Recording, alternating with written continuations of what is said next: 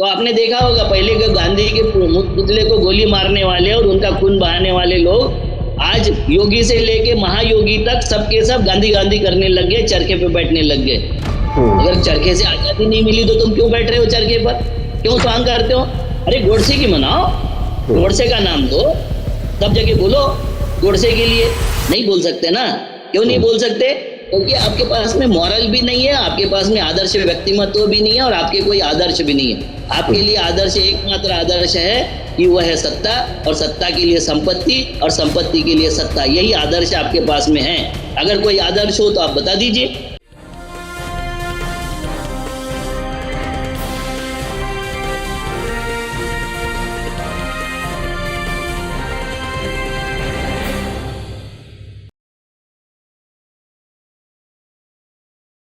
Hello, नमस्कार, आदाब, सत श्री अकाल और अस्सलाम वालेकुम। मैं हूं मोहम्मद अहमद काज़मी, लेकर आया हूं आपका पसंदीदा कार्यक्रम आपके रूबरू।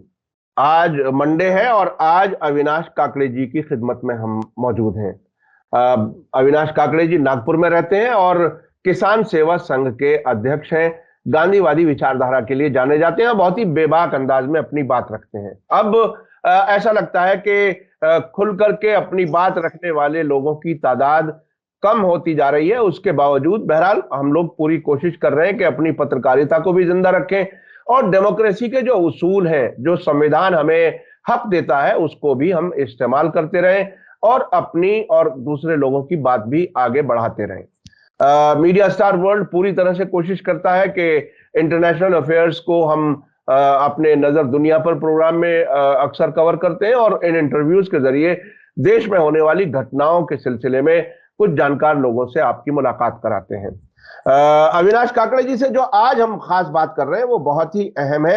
आज ही आपने अखबारों में देखा होगा, आरएसएस के नंबर 2 लीडर यानी मोहन भागवत जी के बाद जिनका नंबर यानी लीडरशिप में नंबर 2 पर है दत्तात्रेय हसबोले साहब, उन्होंने बहुत ही अहम बयान दिया है जिसमें कहा है कि गरीबी एक शैतानी जैसी मुसीबत है, शैतान जैसी मुसीबत है, उसे हमें खत्म करना चाहिए। अब ये सवाल वो अपनी सरकार से कर रहे हैं या आम लोगों को कुछ बताना चाह रहे हैं, ये हमें समझने की जरूरत है। क्योंकि इस सरकार के दौरान में जिस तरह से देश की इकोनॉमी डूबी है वो हमारे आपके सामने है। पूरी दुनिया में चर्चा हो रही है। रिजर्व बैंक ऑफ इंडिया को बार बार अपने कायदे कानून बदलने पड़ रहे हैं। सरकार ने रिजर्व बैंक ऑफ इंडिया से बड़ी रकम, जो रिजर्व उसका अमाउंट होता था, वो भी निकाल लिया है और किस किस तरह से देश को बेचा जा रहा है वो हमारे आपके सामने है। इस पर बात करेंगे। इसके अलावा महात्मा गांधी के कौन से वो उसूल हैं जिन्हें हमें याद करना चाहिए देश को आगे बढ़ाने के लिए, अपनी धर्मनिरपेक्ष जो पहचान है उसे बाकी रखने के लिए, और उस पर क्या सरकार अमल कर रही है, उस पर बात करेंगे। और एक और इशू है, अभी ईरान में जो कुछ वाकयात हुए हैं वो हमारे आपके सबके सामने है। महसा अमीनी वाला मामला, वहां कुछ सियासी चीजें और भी आ गई, लेकिन मॉरल पुलिसिंग एक इशू है और बहुत से मुल्कों में मॉरल पुलिसिंग प्रैक्टिस में है, उस पर भी बात करेंगे। अविनाश काकड़े जी, वेलकम है आपका। मीडिया स्टार वर्ल्ड को आपने वक्त दिया। एक बात छूट गई है, मोदी जी का इवेंट शो, गुजरात का इवेंट शो। जी जी, 2 अक्टूबर को मोदी जी का जो इवेंट शो हुआ वो भी हम, उस पर भी हम बात करेंगे, क्योंकि मोदी जी कोई मौका हाथ से नहीं जाने देते। आपको बहुत सी ऐसी वीडियो सोशल मीडिया पे मिली होंगी कि वो कैमरे की तरफ कितनी तवज्जो देते हैं और बाकी लोगों को हटा देते हैं बिल्कुल अकेले। ऐसे ही याद आता है जैसे एक वीडियो आपने देखी होगी डोनाल्ड ट्रंप की, जब वो बहुत से लीडर्स के बीच में, तो कई लीडर्स को बिल्कुल पीछे धक्का देके और वो खुद सामने कैमरे के सामने आए। तो ये कैमरा के दोस्त, कैमरे से दोस्ती रखने वाले जो कुछ लीडर है वो बिल्कुल अलग ही किस्म के होते हैं। उसमें मोदी जी भी शामिल है और मोदी जी बहुत अच्छे लगते हैं, खूबसूरत लगते हैं और हर दिन कई ड्रेस बदलते हैं। और एक वो भी कोट आपको याद होगा जिसमें मोदी मोदी लिखा हुआ था। वो बहरहाल देश की शान बान बढ़ाते हैं बार बार ड्रेस बदल के, उस पर भी बात करेंगे। अविनाश काकड़े जी, सबसे पहले मैं जानना चाहूंगा कि दत्तात्रेय हसबोले साहब, जो ऐसा लगता है देश के, एक साहब ने तो राष्ट्रपिता भी कह दिया था मोहन भागवत जी को, तो ये दूसरे नंबर के जो राष्ट्रपिता, अगर हम उनकी जबान में समझें, तो इनकी बात कितनी अहम है? क्या वो सरकार को मशवरा दे रहे हैं या सरकार को क्रिटिसाइज कर रहे हैं, जबकि वो उन्हीं की सरकार? जी नमस्कार। ये दत्तात्रेय हसबोले साहब ये है कि जिनको मोदी जी ने आरएसएस पर स्थापित किया था। हम्म, मोदी जी ने उनको बनाने के लिए आरएसएस को बाध्य किया और पूरी आरएसएस को झुक के उनको बनाना पड़ा, क्योंकि वो कहीं सिनेरियो में नहीं थे। जो लोग भैया जी जोशी उसमें सिनेरियो में थे, उनको हटा के दत्तात्रेय हसबोले को उस पे लाया गया। और ये जो बोल रहे हैं कि गरीबी शैतान जैसी चुनौती और उसे खत्म करना जरूरी है, तो मैं ये पूछना चाहता हूं कि हमारे देश में यूपीए की सरकार में जो क्रोनी कैपिटलिज्म चल रहा था, कैपिटलिज्म जो चल रहा था क्रोनी वाला, उसमें तो आने 1000, 2000, 5000 उद्योगपति थे। मतलब आप ऐसा बोल सकते हो कि बुरे से बुरा कैपिटलिज्म भी है था वो, मगर उसमें थोड़ा सा सेकुलर ग्रोथ थी। अभी जो इन्होंने लाया है कैपिटलिज्म, ओलिगार्चियस कैपिटलिज्म इन्होंने लाया है। हम्म, और ओलिगार्चियस कैपिटलिज्म जब गोर्बाचोव सरकार खत्म हुई थी और उन्होंने कम्युनिज्म समाप्त किया था, पूरी आजादी दे दी थी देश को, उस वक्त जो आया था उसको बोलते हैं ओलिगार्चियस कम्युनिज्म। इसके माध्यम से एक या दो लोगों को ही पावरफुल बनाया जाता है। आप हम्म, मुझे ये बताइए कि हमारे देश में दो लोग पावरफुल बन गए हैं। आपको पता है अडानी और अंबानी, दो ही लोग पावरफुल बने हैं। इसमें करीबन 40% से ज्यादा जो इन्वेस्टमेंट है वो फॉरेन इन्वेस्टमेंट है इनके शेयर बढ़ने में, क्योंकि सरकारी संपत्ति इन्हीं को सौंपी जा रही है। 27% से 30% तक अलग अलग महकमे की संपत्ति अडानी को दे दी गई है और अंबानी को भी उसी तरीके से संपत्ति दी गई है। अब मुझे ये बताइए कि जब ये जैसे अमेरिकन ट्विन टावर गिरा था तो अमेरिका की नाक कट गई थी। आज भी अमेरिका को डरने, दहशत जो है अमेरिका की समाप्त हो गई है, करीबन करीबन समाप्त हो गई है। वो दहशत जो प्राप्त करने के लिए उन्होंने अफगानिस्तान पे जो अटैक किया था, वो अफगानिस्तान का अटैक भी उनकी वो पुरानी जो रसूख था वो कायम नहीं कर सका। अगर ये दो कैपिटलिस्ट को टावर ध्वस्त हो गए, फॉरेन के इन्वेस्टर ने सोच लिया कि हमारी विड्रॉ कर लेंगे हम पैसे, तो ये दो टावर ध्वस्त होने के बाद भारत की इकोनॉमी कहाँ चली जाएगी, भारत की इकोनॉमी कैसे चलेगी? ये सवाल है, बहुत बड़ा सवाल है हमारे सामने। तो अब ये जो हंस बोले जी जो बोल रहे हैं, ये दत्तात्रेय हंस बोले, ये कौन सी बात बोल रहे? ये अगर तो आप वो उनकी जो आरएसएस की गीता कुरान बाइबल है, उसमें उन्होंने लिखा है कि 95% जनता जब तक हैंड टू माउथ नहीं हो जाएगी, जब तक इस देश में कट्टर हिंदुत्व नहीं आ सकता या कट्टर धार्मिक राज नहीं आ सकता, तो उसके तरफ के लिए ये दिशा निर्देश कर रहे हैं कि अब ये इस ओर हम पहुंच रहे हैं।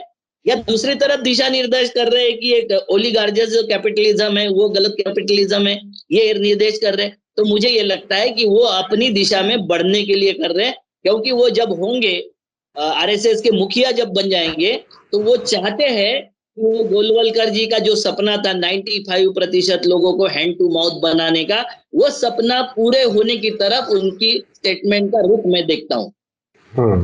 तो इसमें ये एक बड़ा सवाल है। यानी अगर 95%, जैसा कि मोदी जी खुद भी दावा कर चुके हैं कि 60 करोड़ या 70 करोड़ 80 लोगों को, 80 करोड़ लोगों को 5 किलो अनाज हम दे रहे हैं, तो अगर 130 करोड़ या 140 करोड़ उनके हिसाब से हैं, तो आधे से ज्यादा लोग तो पहले ही पहुंच चुके 5 किलो अनाज लेने के लिए मजबूर लोगों में। तो आखिर क्या होगा? ऐसा नहीं लगता कि इससे सिविल वार हो सकती है? इससे जब भूखे होंगे तो एक एक दूसरे पर टूट कर पड़ेंगे, अपना पेट भरने के लिए कुछ भी करेंगे। क्या देश ऐसी हालत में ठीक से चल पाएगा क्या? ये बहुत ही खतरनाक सिनेरियो है। इस देश में अगर सिविल वॉर नहीं होगा तो हिटलर शाही नहीं आ सकती। जैसे कैपिटलिज्म का अति अति नहीं होगी कैपिटलिज्म की, तो कम्युनिज्म नहीं आ सकता, क्योंकि ये दोनों एक साथ में एक दूसरे के पूरक है। अगर कैपिटलिज्म बहुत शोषण करता है तो कम्युनिज्म आता है। उसी तरीके से जब ये गरीबों की संख्या और वर्ग संघर्ष शुरू हो जाता है, उस वक्त ही हिटलर पैदा होते हैं। तो ये तो चाहते हैं ना, ये चाहते हैं। उसके विरोध में उनको एक ही आदमी दिखा इस देश में, वो था गांधी, और वो गांधी खड़े हो गए थे, उसके उस वक्त भी खड़े हो गए थे। आपको पता है 1942 में कुछ लोग नहीं चाहते थे, भारत छोड़ो आंदोलन का समर्थन नहीं किया था, मगर गांधी ने कभी ऐसा नहीं बोला कि ये समर्थन न करने वाले देशद्रोही है। अगर उनको उस वक्त 42 में अगर देशद्रोही कह देते ना, तो ये मुंह दिखाने की जगह इनको आज तक नहीं होती। तो अगर ये ऐसी अब देखिए 75 साल मना रहे हैं और 75 साल के साथ साथ ये कहा जा रहा है अमृत महोत्सव मनाओ। अमृत महोत्सव का मतलब बहुत ही सीधा सिंपल, जैसे अब से पहले भी हमारी आपकी बात हुई कि जिसने संस्कृत पढ़ी है, हिंदी पढ़ी है, जो अमृत का मीनिंग जानता है, तो अमृत का एक पहला जो एहसास होता है वो एक मिठास का, एक प्रॉस्पेरिटी का, अच्छे हालात का एक इशारा होता है। जहां 130 या 140 करोड़ लोगों में 70 या 80 करोड़ लोग 5 किलो अनाज लेने में सरकार का एहसान मानते हो, वहां वहां आप क्या क्या कहां जाएगा देश, कैसे क्या बात बनेगी, क्या होगा? देखो, देश में इससे भी बुरी बुरी संकटें आई है, बुरे बुरे अवसर आए हैं। ये अमृत काल जो बोल रहे हैं, अमृत काल में राक्षसों का भी स्मरण होता है, राहु केतु का भी स्मरण होता है, क्योंकि अमृत तो उस वक्त भी कुछ लिमिटेड लोगों के लिए था ना, बाकी लोगों को कहाँ अमृत चखने दिया। आज भी अमृत काल है, कुछ लिमिटेड लोग ही अमृत चख रहे हैं, तो बाकी जो लोग हैं, बाकी सारी बची हुई जो जनता है, उनको अमृत नहीं है। राहु केतु ने ले लिया था गलती से अमृत उनके लाइन में बैठ के, तो उसका सर धड़ से अलग हो गया था, उसका सर काट दिया था, और इसीलिए उनका सर भी क्या बोलते हैं, अमर है, और धड़ में अमृत नहीं पहुंचा मगर फिर भी अमर है। तो ये कथा कहानियां चलती रहती है, मगर अमृत काल का मतलब है कुछ लिमिटेड लोगों के पास में सारे सोर्स पहुंचा दिए जाए, सारी अच्छाई पहुंचा दिया जाए, और बाकी लोगों का शोषण कर लिया जाए। ये अवस्था है आज की तारीख में। जो कल के फिगर्स है कि 77% प्रॉपर्टी, मैं अभी तक 67 बोलता था, अभी 77% प्रॉपर्टी उन लोगों के हाथ में और कब्जे में चली गई है। बाकी बचे हुए लोगों के हाथ में 4% प्रॉपर्टी बची है, और जो 2 4 10 लोग हैं, इनके 50 परिवार या 70 परिवार है, उनके हाथ में सारी प्रॉपर्टी गई। 10% लोगों के हाथ में बची हुई 25-30% प्रॉपर्टी बची है। ये हालत है, और ये हालत तक हम पहुंच गए हैं। मगर क्योंकि अगर परिवर्तन अगर चाहते हो, तो परिवर्तन किस बात पर होगा? तो गांधी जी ने जो कहा था कि भगौड़े और डरपोकता की जो हिंसा है, वो भगोड़ापन और डरपोकता, ये हिंसा से ज्यादा खतरनाक है। क्या हम डरपोक हो गए हैं? क्या हम भगोड़े हो गए हैं? हम मुंह चुरा रहे हैं, समस्याओं से मुंह चुरा रहे हैं? तो ऐसा दिखाई देता है कि हाँ, हम समस्याओं से मुंह चुरा रहे हैं, या हम गलत तरीके से उसके ऊपर प्रतिक्रिया देते हैं। जो सरकार की गलतियों का जो विरोध नहीं करते, और जो गलतियों का विरोध करने की हिम्मत नहीं करते, क्या वो लोग लोकतंत्र में जीने लायक है? सरकार की गलतियों का विरोध करना मतलब लोकतंत्र, मतलब आजादी, और सरकार की गलतियों का भक्ति करना मतलब गुलामी। क्योंकि गलतियां अगर करती है सरकार, तो उसको डेमोक्रेसी में सुधारने का काम जनता को करना पड़ेगा। तो हमारे देश में जो गांधी थे, वो एक बात बोल गए थे, लेनिन ने कहा था कि राजनीति में कोई नैतिकता नहीं होती, और गांधी जी ने कहा था कि नैतिकता के बिना जो भी सफलता मुझे मिल जाए, उसका कोई महत्व नहीं होता। अब बात को समझो, नैतिकता को जिस देश ने इतना बड़ा मॉरल को इतना बड़ा आसन दिया होगा, इतने उच्चासन पे बैठाया होगा, वहां सारी अनैतिकता हम सत्ता के लिए पूरा कर लेते हैं। एक तरफ बीजेपी के लोग बोलते हैं कि हम समाज के लिए सब कुछ करते हैं, सत्ता के लिए नहीं करते, और सत्ता के लिए हत्या भी करते हैं। आप बताइए मुझे कि निर्भया बलात्कार में राजनीति हुई थी कि नहीं हुई थी? मगर जैसा ही कोई बोलता है कि महाराष्ट्र की इंडस्ट्री गुजरात में चली गई, तो इनके लोग उठ के खड़े हो जाते हैं और बोलते हैं कि उद्योग पर राजनीति नहीं होनी चाहिए, नौकरियों पर राजनीति नहीं होनी चाहिए, महंगाई पर राजनीति नहीं होनी चाहिए। वो सिलेंडर लेके बैठने वाली अम्मा जो थी मोदी जी की, वो क्या कर रही थी? राजनीति कर रही थी कि नहीं कर रही थी? वो तो राजनीति नहीं, वो कर तो रही थी नहीं ना। नहीं नहीं नहीं नहीं, असल में देखिए डेफिनेशन बदल दी उन्होंने। जो भी उनको क्रिटिसाइज करेगा उस पर यह कह दिया जाता है कि राजनीति कर रहे हैं, और जो सरकार चला रहे हैं वो बिल्कुल राजनीति नहीं कर रहे हैं, वो बिल्कुल दूध के धुले हुए हैं। उनका मतलब एक नैरेटिव बनाने का एक तरीका है, और जो भी उनको क्रिटिसाइज करेगा बहुत मुमकिन है कि वो उसको बागी कह दें, एंटी नेशनल कह दें, और इतना तो जरूर कह देंगे बहुत ही सादा सिंपल उसमें कि साहब आप पॉलिटिक्स कर रहे हो। तो फिर आप क्या कर रहे हो? उसका उसका जवाब गांधी के फिलॉसफी में है। गांधी ने कहा था कि मेरी लड़ाई बुरे व्यक्तियों के साथ में या बुरे समाज के साथ में नहीं है, बुराई के कारणों के साथ है। ये बुराई क्यों आई भाई? ये जो बुराई है, जिस तरीके की स्टेटमेंट देते हैं, जिस तरीके की राजनीति करते हैं, ये बुराई क्यों आई, उस क्वास पर आपको पकड़ना पड़ेगा। सामान्य व्यक्ति को उस क्वास के बारे में आपको जागरूक करना पड़ेगा। तो इसके पीछे का कारण क्या है? सत्ता के लिए संपत्ति और संपत्ति के लिए सत्ता। ये जो मैकेनिज्म है, ये जो दुष्ट चक्र है जिसमें ये देश फंसाना चाहते हैं, उस दुष्ट चक्र पर अटैक करना पड़ेगा ना, कि सत्ता से संपत्ति नहीं मिलेगी, संपत्ति से सत्ता नहीं मिलेगी। ये बात भ्रष्टाचार मुक्त भारत करने वाले मोदी जी ना समझे, मगर आम जनता को तो समझती है ना कि भ्रष्टाचार का नुकसान किसको होता है, किस तरीके से नुकसान होता है। तो ये समझने की बात है। देखो, 1944 में अल्बर्ट आइंस्टाइन ने कहा था कि इस दुनिया में शायद ही लोग विश्वास करेंगे कि ऐसा व्यक्ति यहाँ पैदा हुआ था। वो आदमी, जो आदमी के लिए दुनिया में जहां सूरज का अस्त नहीं होता था, ऐसे साम्राज्य के महान राजा के सामने उस वक्त तो महान था, क्योंकि आज भी मोदी जी के लिए महान है। उनके लिए हमारे झंडा झुक गया था, गुलामी का प्रतीक था, मगर झंडा तो झुक गया था। तो गुलामी के प्रतीकों के सामने झंडा झुकाने वाले जो महान लोग हैं, उसके सामने जब गांधी गए तो यहाँ का वाइस राय लिख के भेजता है कि भाई कुछ भी हो, कैसा भी आए, ये बूढ़े को मिल लेना। अगर इसको नहीं मिलोगे तो यहाँ कुछ नहीं होगा, फिर मैं यहाँ संभाल नहीं सकूंगा। तो उन्होंने जब बुलाया तो गांधी अपने कपड़े में गए थे ना, अपने जो रेगुलर कपड़े पहनते थे उसमें गए थे। तो उन्होंने मजाक में पूछ लिया कि गांधी तेरे कपड़े कहाँ हैं? तो उन्होंने बता दिया कि तुमने छीन लिए। ये बताने के लिए जो करेज चाहिए, वो करेज था उनमें। ये जो नॉन करेजियस लोग हैं, ये बार बार सवाल पूछते, आपने देखा होगा इनके सवाल, ये पूछते हैं कि क्या चरखे से आजादी मिली थी, क्या शांति वाले आंदोलन से आजादी मिली थी, क्रांतिकारियों का उसमें कोई रोल नहीं था?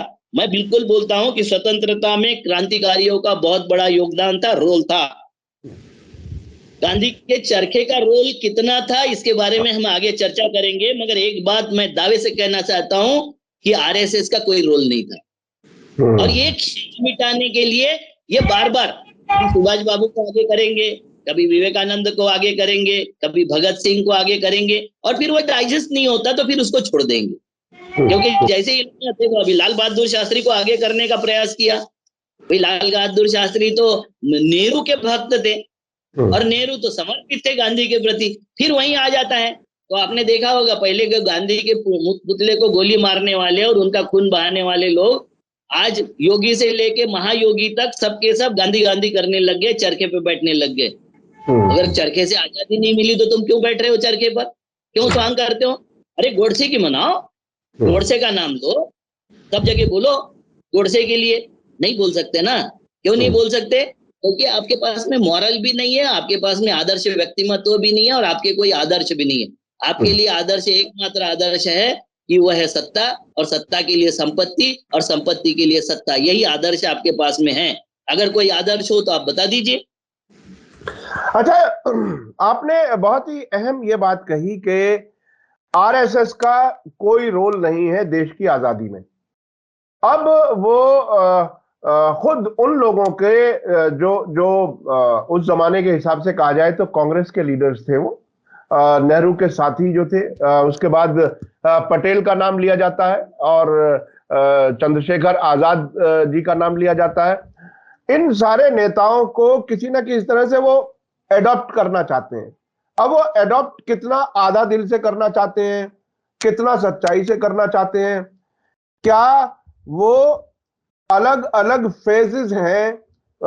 मैं आप में थोड़ा सा सादा सिंपल जबान में दर्शकों से बताऊं कि एक कलर के ऊपर जब दूसरा कलर फेरा जाता है तो शुरू शुरू में वो नीचे का कलर नजर आता रहता है, और उसके बाद फिर वो जब बहुत बार किया जाता है तब वो नीचे का कलर दब जाता है। तो ये उन नेताओं के नाम जिन्होंने वाकईन देश को आजाद कराया है, उसको ये कब तक इस्तेमाल करेंगे कि ये अपना कलर, अपना रंग पूरी तरह से सैफ्रनाइज कर दें? वो क्या कुछ है? ये कभी कर नहीं सकेंगे, क्योंकि आपको एक किस्सा बताता हूँ। अल्बर्ट आइंस्टाइन जो गांधी से कभी नहीं मिले थे मगर पत्राचार हुआ था। जो अल्बर्ट आइंस्टाइन मतलब ग्लोबल लीडर थे, गांधी तो ग्लोबल लीडर थे, इतने सारे देशों में, करीबन 150 से ज्यादा देशों में जिनकी डाक टिकट और पुतले लगे हैं। ये कैसे रंग कहाँ पोतेंगे, ये तो अपनी गली में पोतेंगे ना, है ना। तो अल्बर्ट आइंस्टाइन ने मैक्सवेल और न्यूटन की फोटो लगी थी उनके घर में, उनके ड्राइंग रूम में 2 फोटो थी पहले। और जब गांधी से पत्राचार हुआ, गांधी से संवाद हुआ उनका पत्रों के माध्यम से, देख लीजिए कितना बड़ा प्रभाव था उस आदमी का, कि मिले नहीं थे, प्रत्यक्ष मिले नहीं अल्बर्ट आइंस्टाइन और गांधी कभी। मगर जब उनका पत्राचार हुआ और उनको समझ में आया कि ये चीज क्या है, तो उन्होंने तुरंत वहां के दोनों फोटो उतार दिए और अल्बर्ट शाइजर और महात्मा गांधी के फोटो उनके अपने ड्राइंग रूम में उन्होंने लगा लिए। बात की तीव्रता समझे। और उनको पूछा गया कि ऐसा कैसा किए, तो बोले सफलता की तस्वीर तो पूरी दुनिया वाले लगाते हैं, सेवा की तस्वीर लगाने के लिए अल्बर्ट आइंस्टाइन को अभी ये हुआ, समझ में आया कि सेवा की तस्वीर लगनी चाहिए। तो सेवा की राजनीति क्या होती है गांधी ने उस वक्त तक समझा दिया था। जो सेवा से भटक गए, कांग्रेसी अभी जो फड़फड़ा रहे वो सेवा से भटक गए, ये भी सत्ता के लिए राजनीति करने लग गए, तो लोगों ने नकार दिया। गांधी ने समझाया था कि सेवा की राजनीति यही बड़ी राजनीति है, जनता के अंतिम आदमी का उत्कर्ष साधने के लिए और अंतिम आदमी को कुछ पहुंचाने के लिए राजनीति जो करोगे वो राजनीति सही है।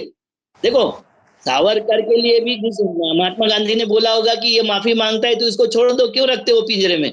जो सावरकर उनकी हत्या में शामिल थे उनके लिए भी वो बोलते हैं कि इनको छोड़ दो। और 15 अगस्त 1947 को जब पूरा देश आजादी मना रहा था, वो एक अंधेरे रूम में बैठे हुए थे। राजगोपालाचारी जब उनके पास में गए कि अंधेरे में क्यों बैठे हो बापू, दिया जला देता हूं, तो बोले दिया किस बात का जलाओगे, हथियार हाथ में लेके एक दूसरे पर टूट पड़े उसका जलाओगे, हिंदू मुसलमान लड़ रहे उसका जलाओगे। मैं इस देश में ये हिंदू मुसलमान के झगड़े और जातीयता समाप्त करना चाहता हूँ। गांधी की हत्या तो इसीलिए हुई ना कि जब उन्होंने बोला था कि राजनीतिक आजादी मैंने अभी प्राप्त कर ली, मैं आर्थिक और सामाजिक आजादी देना चाहता हूँ, इस देश के लिए लड़ना चाहता हूँ। गांधी अगर जिंदा रहते ना काजमी साहब, तो 10 साल वो उनका डेरा जो रहता वो पाकिस्तान में रहता, और अलग हुआ पाकिस्तान फिर से न जुड़ जाए, ये डर इनको हर वक्त सताते रहता, इसलिए इन्होंने गांधी को मारा ना। गांधी तो विभाजनकारियों किसी भी ताकत के विरोध में थे। गांधी ने कभी विभाजन का, किसी तरीके का विभाजन का समर्थन नहीं किया, और ऐसी सल्तनत के विरोध में वो लड़ पड़े कि जो सल्तनत के विरोध में कोई बोलने की हिम्मत नहीं करता था। और वो इतना हिल गई वो सल्तनत कि उनको सारे देश उनके इसमें थे, एक एक करके सबको आजादी देनी पड़ी। कुछ लोग गांधी के नकारते हैं, मैं बोलता हूं कि ठीक है आप गांधी को नकार दो, स्वतंत्रता आंदोलन के लिए भी नकार दो, मगर इस देश में 565 राजे महाराजे थे, उन सब में भावना जागृत करना, 2 4 5 छोड़ दो, जूनागढ़ का छोड़ दो, हैदराबाद का छोड़ दो, मगर सब में राष्ट्रीयता की भावना लाना, पूरे देश में राष्ट्रीयता की भावना लाना और एक झंडे के नीचे इकट्ठा करने का काम तो गांधी ने किया ना, क्योंकि इतना ग्लोबल लीडर तो कोई दूसरा था नहीं, उतनी ग्लोबल मूवमेंट कोई दूसरी थी नहीं। अच्छा, आपने एक बात कही कि अगर गांधी जी जिंदा रहते, जो आरएसएस के नजरिए वालों ने जिनको कत्ल कर दिया, तो वो बहुत मुमकिन है कि वो पाकिस्तान रहते और दोबारा देश को जोड़ लेते। ये तो आरएसएस वाले भी अखंड भारत की मांग करते हैं, तो फिर अखंड भारत, इनका वाला अखंड भारत क्या है और महात्मा गांधी का अखंड भारत क्या हो सकता था? नहीं, इनका अखंड भारत नहीं है, ये तो शगुफा है, शगुफा, जुमले। हाँ, गांधी जुमले नहीं देते ना, जैसे 15 लाख वाला जुमला था, जैसे 15 लाख वाला जुमला था। बहुत सारे जुमले थे, जैसा 20,000 2022 में सबको घर मिल जाएंगे वाला जुमला था, जैसे गरीबी दूर हो जाएगी वाला जुमला था, 2 करोड़ रोजगार वाला हर साल देंगे ये जुमला था, बहुत सारे जुमले थे। अरे साहब, घर मिल जाएंगे की बात आप कर रहे हैं, अब तो लोगों को बुलडोजर से डर लग रहा है। अच्छी खासी कॉलोनियों में जो बैठे हुए उन्हें डर लग रहा है कि हमारे घर के सामने कब बुलडोजर आ जाएगा, तो वो तो मकान तो वापस लेने की तैयारी है। मुसलमानों के जो मित्र है ना इजराइल वाले, उन्होंने तो दिया बुलडोजर। जी। और वो यूके के प्राइम मिनिस्टर आए थे, वो भी दौड़ करके बुलडोजर पे चढ़ गए थे जब वो अहमदाबाद आए थे। हाँ, तो मामला यही है, मामला वही है, ये सिंबॉलिक चल रहा है सारा देश ही सिंबोलिज्म में चला रहे हैं। देश जनता के लिए थोड़ी चल रहा है, सिंबॉलिक के लिए। आपने देखा होगा कि कैसे कैसे सिंबोलिज्म चलते हैं। राष्ट्रपति निवृत्त तो हो गया कि उसकी तरफ देखना भी नहीं है हमको, क्योंकि उसका खत्म हो गया ना मामला। और अच्छा आपको एक अच्छा बात अच्छा, बताता हूँ, वो लोग राष्ट्रपति की जात बताते हैं ना। हाँ, मैं एक चीज आपसे मालूम करना चाहूंगा, अगर जी आप अपनी बात पूरी करना चाहें तो राष्ट्रपति वाली बात आप पूरी कर लीजिए, फिर मैं एक सवाल करता हूं आपसे।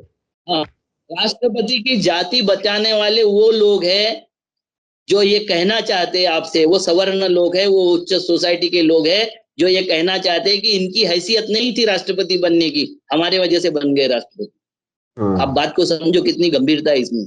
हाँ, मतलब आदिवासी राष्ट्रपति बनना या दलित राष्ट्रपति बनना, ये लोग ये बताना चाहते हैं, जो जो जाति बताते हैं उनकी, वो जाति की वजह से बने या संविधान की वजह से बने, वो ये कहते हैं कि हमारी मेहरबानी की वजह से बोले।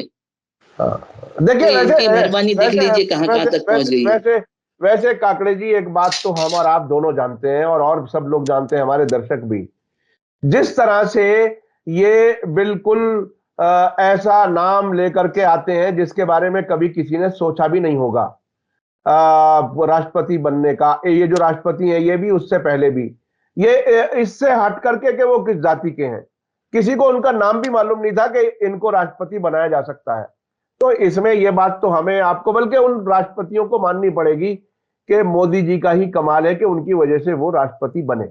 अब आप इसे दूसरी तरह से कह रहे हैं, संविधान की तरह से वो अपनी जगह, लेकिन ऐसा आदमी जिसे खुद कभी उम्मीद ना हो कि मैं वाइस प्रेसिडेंट या प्रेसिडेंट बन जाऊंगा, वो तो उनके एहसान नीचे दबा ही रहेगा, वो फिर अपनी जात के बारे में थोड़ी सोचेगा, फिर तो वो दिखावे वाला ही हो जाएगा ना।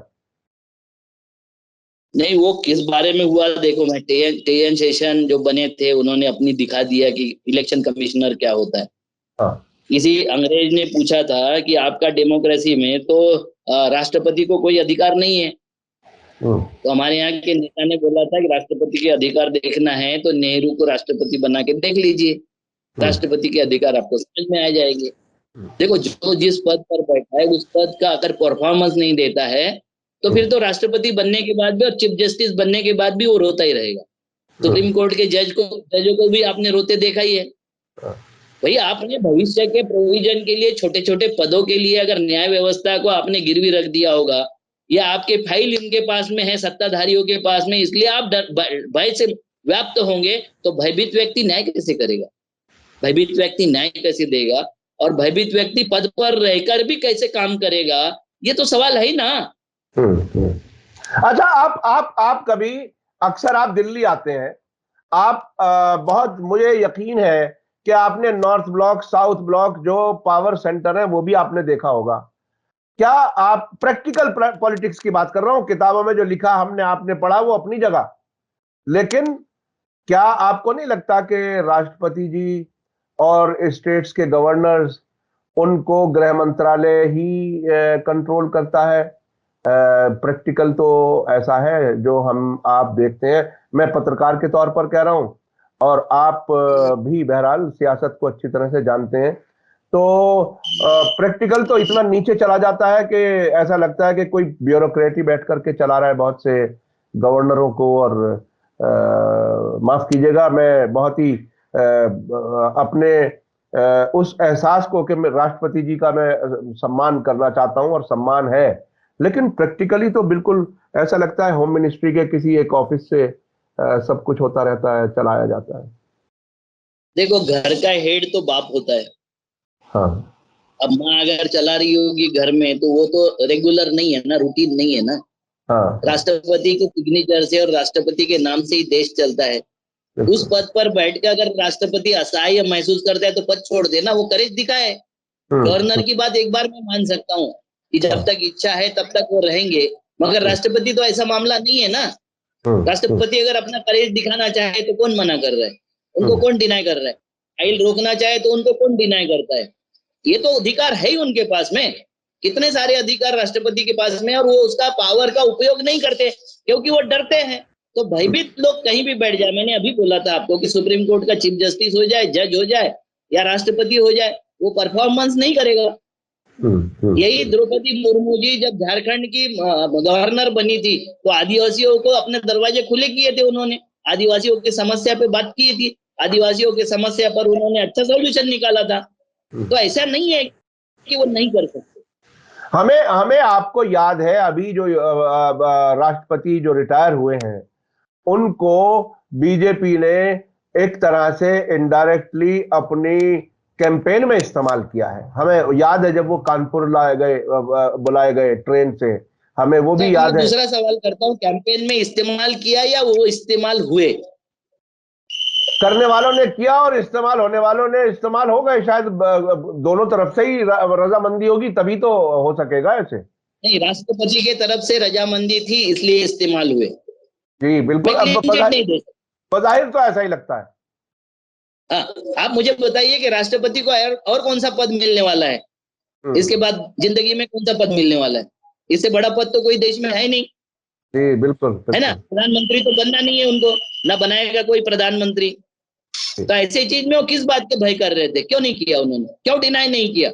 हम्म। भाई एक एक जो है सचिन तेंदुलकर, वो डिनाई कर सकता है कांग्रेस को कि मैं आपका प्रचार नहीं करूंगा, किसी पार्टी का प्रचार नहीं करूंगा। भारत रत्न भी दिया था, सांसद भी बनाया था, नहीं किया प्रचार, तो किसी ने हम्म। जबरदस्ती किया उनके ऊपर? तो हम्म। राष्ट्रपति को जबरदस्ती कर दे, ऐसी व्यवस्था आज तो नहीं है हमारे देश में। हम्म। अगर वो खुद ही वहां सरेंडर होने को तैयार हो तो फिर क्या कर सकता है कोई? देखिए, मैं बिल्कुल आखिर में आपको, वक्त चूंकि कम रह गया है, बहुत बहुत शुक्रिया, आपसे कई चीजों पर बात हुई, शायद और ज्यादा लंबा ना चले, लेकिन मैं आखिर में अपने दर्शकों से एक बात बताता हूं।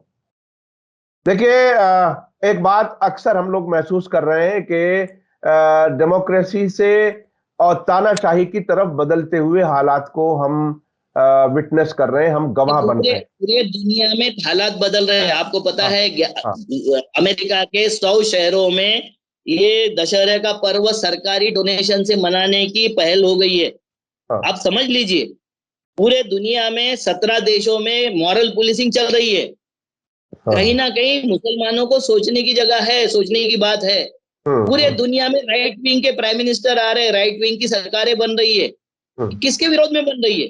भाई हम्म। भारत की छोड़ दीजिए, भारत में आरएसएस है, ये है वो है, मगर पूरे दुनिया में क्या हालत है उसके ऊपर कभी चिंतन करेंगे कि नहीं करेंगे? बिल्कुल करना। रशिया से हजारों लड़के भाग रहे, लाखों लड़के भाग गए, हम्म। तो ये क्यों जॉर्जिया की तरफ क्यों भाग रहे? हम्म। ये जो देश में यानी दुनिया में उथल पुथल चल रही है उसके बारे में हम कभी सोचेंगे कि नहीं सोचेंगे? और आपको आपको तो पता है कि हमारे मोदी जी माशाअल्लाह इवेंट मैनेजर हैं। खाली बिल्कुल। एम्बुलेंस के लिए रास्ता देकर उन्होंने सारे न्यूज़पेपर को काम में लगा दिया, सारे संपादकों को काम में लगा दिया। मैं दावा करता हूं वो एम्बुलेंस के क्लोज फोटो ले लो, एम्बुलेंस खाली थी और हाँ। पूर्व नियोजित कार्यक्रम था। पूर्व नियोजित ये कार्यक्रम था, क्योंकि अचानक एम्बुलेंस घुस गए और उसमें अगर टेररिस्ट होते तो मोदी जी का जान का खतरा तो लेते नहीं, हो पुलिया पे हम्म। खड़े हो जाते और बोलते कि मैं जान बचा के आया। तो हम्म। एम्बुलेंस ऐसी घुस जाए तो उनको लगा नहीं कि पुलवामा जैसा कुछ हादसा हो सकता है? हम्म। बात को समझो आजमी साहब, हम बात को नहीं समझ रहे। ये सारे के सारे टूल किट बना के उनका जो प्रचार कर रहे थे, गुजरात मॉडल बता रहे थे, गुजरात के लिए प्रचार कर रहे थे, वही मोदी अबू रोड पर जाकर और क्या करते हैं, वहां का बिना माइक का भाषण करते मगर बाद में माइक बजते रहता है उनके नारे लगाते हुए। तो ये सारा का सारा इवेंट मैनेजमेंट है।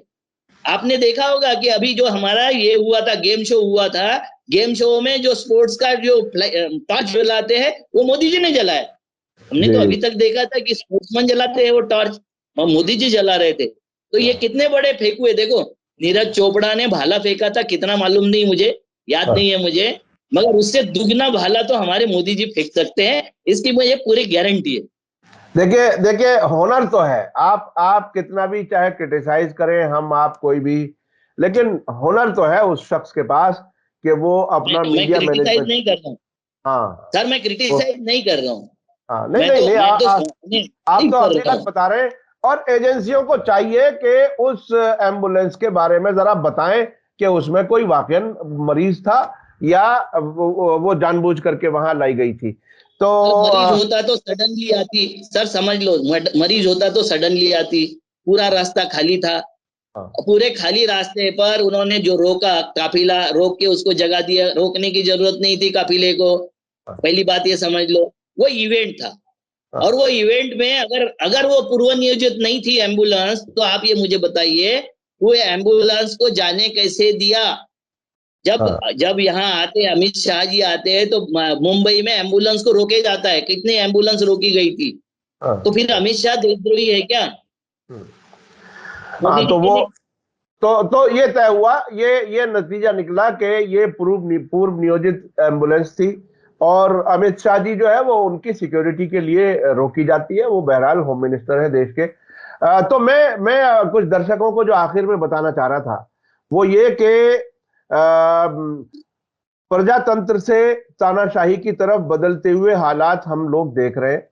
बिल्कुल, ये बात कई बार सामने आ चुकी, बहुत लोग इस बात को कह रहे हैं। अब और मैं अरबों के जो बादशाह हैं उनके बारे में बता दूं। डोनाल्ड ट्रंप कहते हैं कि अगर एक हफ्ता भी हम इनकी सपोर्ट ना करें तो इनकी सरकारें गिर जाएंगी। तो क्या जिस तरह से बाहर की ताकतें वहां बादशाह बनाती हैं, क्या हमारे यहां भी डेमोक्रेसी से तानाशाही की तरफ बदलते हुए वक्त में राष्ट्रपति इसी तरह से बनाए जाने लगे हैं? ये एक बड़ा सवाल है, इस पर चर्चा होनी चाहिए। क्योंकि जब नाम अनाउंस होता है अचानक तो लोग सोचते हैं अच्छा, अरे ये कहां से, ये नाम कहां से आ गया?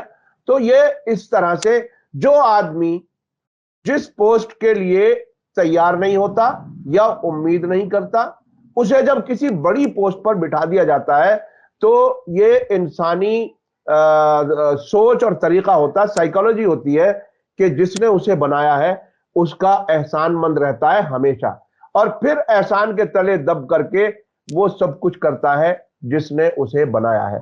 क्या हमारे यहां भी ऐसा है? इस पर गौर करने की जरूरत है।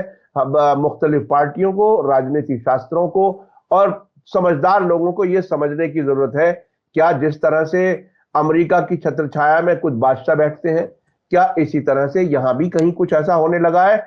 इस पर गौर करने की जरूरत है। बहुत बहुत शुक्रिया अविनाश काकड़े जी, हमें समय दिया आपने। और मैं अक्सर इस किस्म की बातें इसलिए कहता हूं कि हमें गौर जरूर करना चाहिए, समझना जरूर चाहिए, वो सवालात हमारे जहन में जरूर आने चाहिए। अगर सवालात हमारे दिमाग में होंगे तो हम कहीं ना कहीं किसी नतीजे पर जरूर पहुंचेंगे। इसी के साथ मुझे दीजिए इजाजत। धन्यवाद, शुक्रिया। जय भारत, जय हिंद।